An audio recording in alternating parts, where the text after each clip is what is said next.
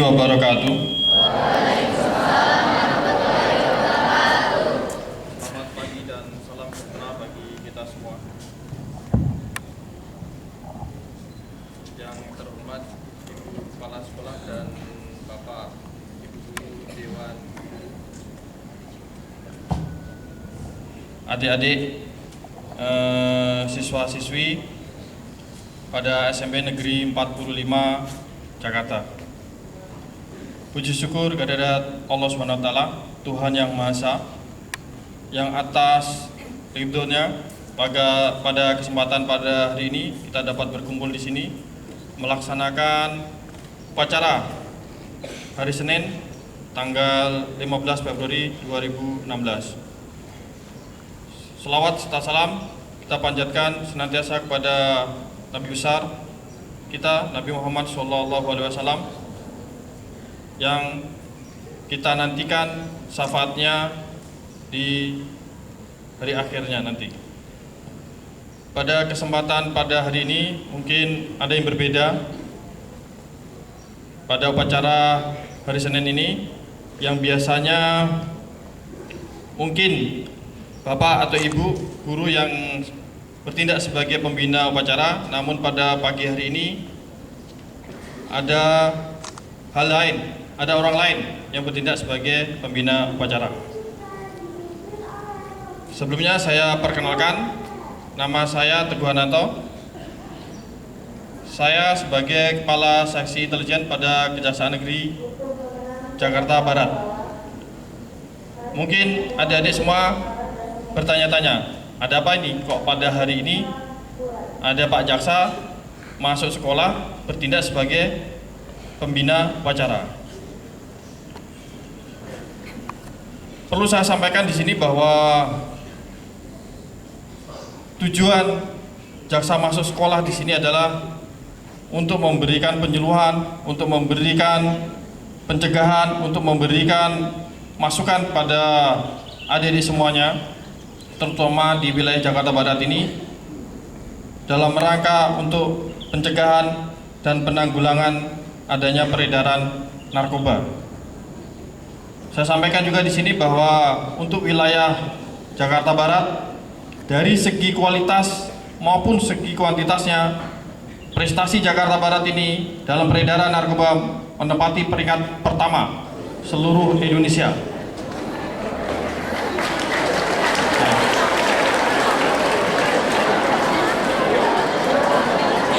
Jadi tolong ini dicamkan betul-betul bagi adik-adik semua ya. Dari segi kuantitas maupun kualitas. Kalau dari segi kualitas, prestasi Jakarta Barat dalam penyalahgunaan narkoba itu peringkat 1 se-Asia Pasifik.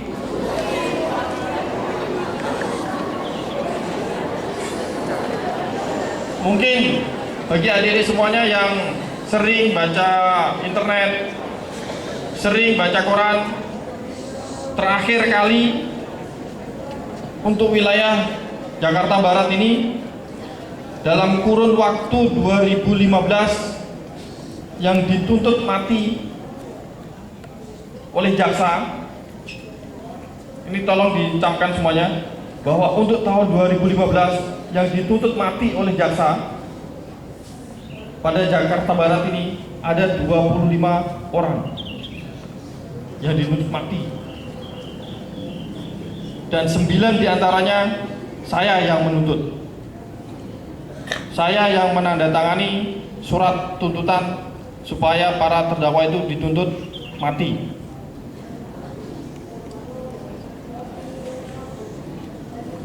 Kenapa jaksa kok sampai menjatuhkan tuntutan hukuman mati?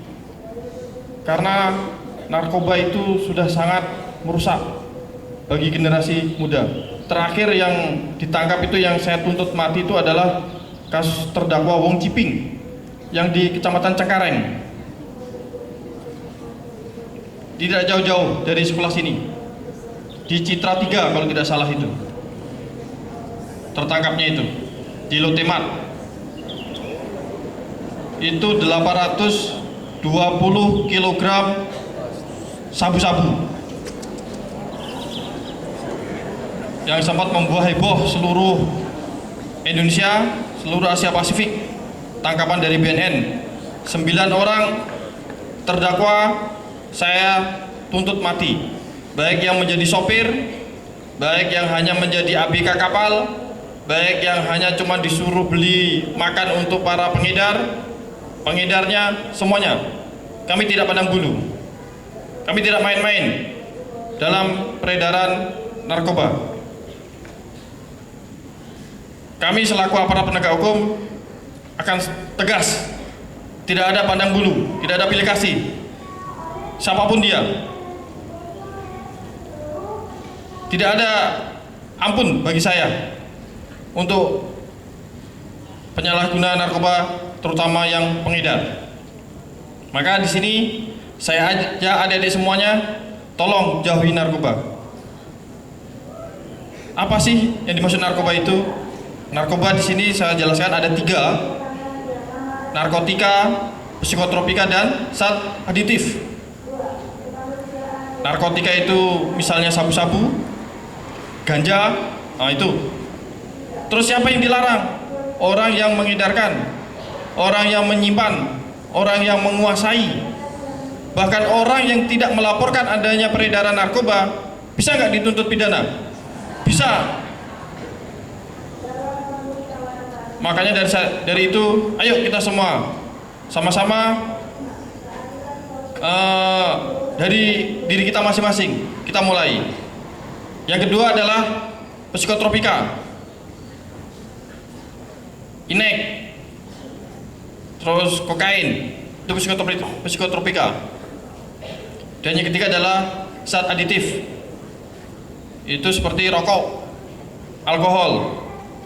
Yang rentan untuk rokok itu biasanya adik-adik remaja yang laki-laki ini, supaya dilihat lebih maco gitu ya. Ya, kalau merokok di depan cewek terlihat lebih maco. Nah sekarang kita survei membuktikan, khusus untuk cewek ini, siapa yang suka melihat cowok merokok? Tidak ada. Nah, ini khusus untuk adik-adik cowok ya. Ternyata teman-teman kalian yang cewek tidak ada yang suka melihat cowok merokok.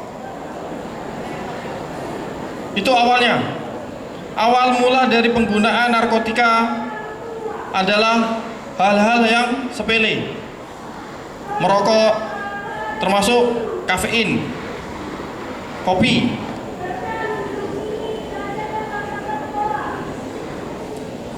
Nah, apa sih pengaruh daripada narkoba ini? Narkoba bagi pelajar pengaruhnya sangat luar biasa.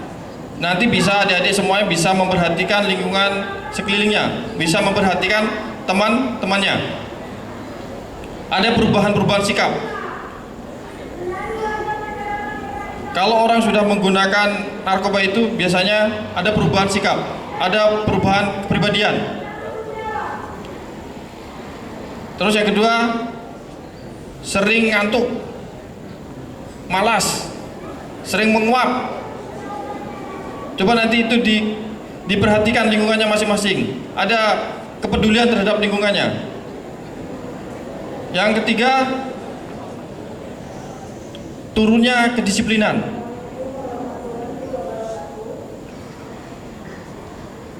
Siswa-siswi yang biasanya rajin, biasanya on time, lama-kelamaan jarang masuk sekolah, kedisiplinannya nggak ada.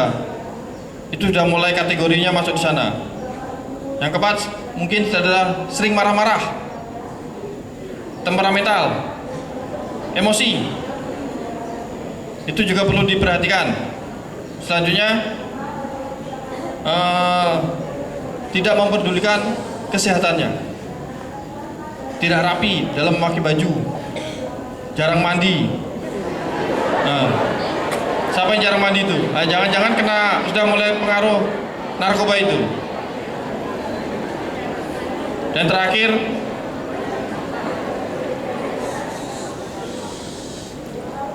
efek samping dari penggunaan narkoba bagi pelajar adalah suka tawuran. suka kelahi. Itu efek sampingnya. Maka daripada itu, mari sama-sama kita jauhi narkoba. Bagaimana caranya? Semuanya ada bagian masing-masing. Adik-adik, siswa-siswi ada bagian masing-masing. Saya selaku penegak hukum ada bagiannya masing-masing.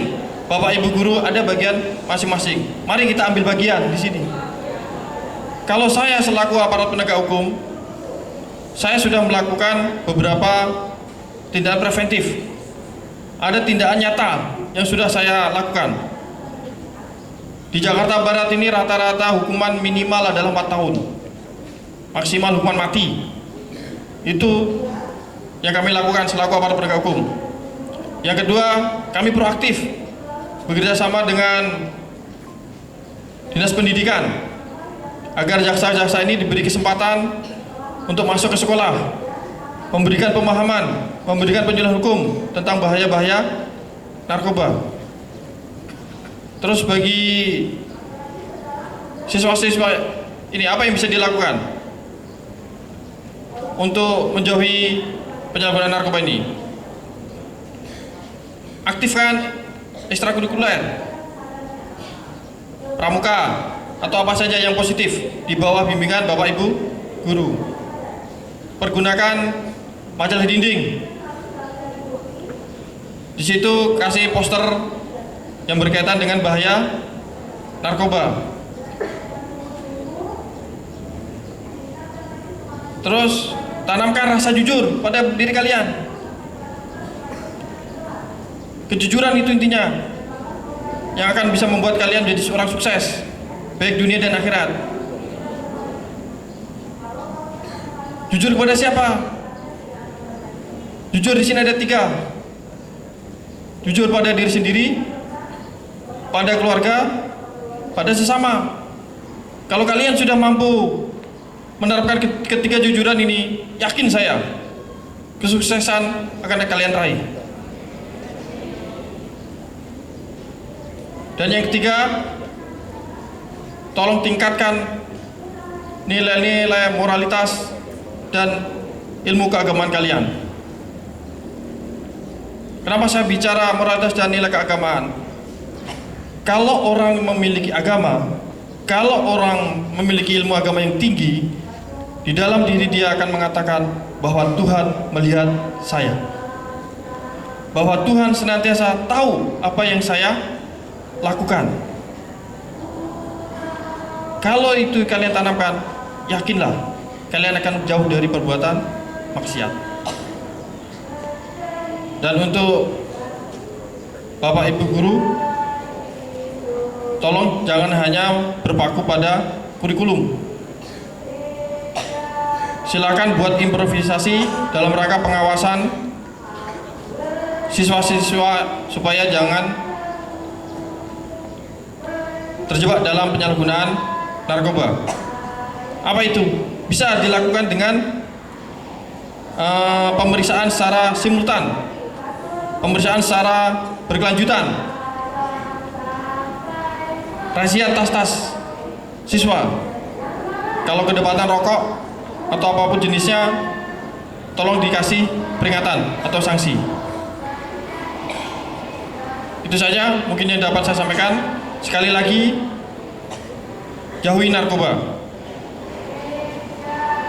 Di sini saya kasih semboyan atau taglid: kenali hukum, jauhi hukumannya. Demikian yang dapat saya sampaikan. Mohon maaf apabila ada kesalahan. Saya akhiri. Wabillahi taufiq wal hidayah. Wassalamualaikum warahmatullahi wabarakatuh.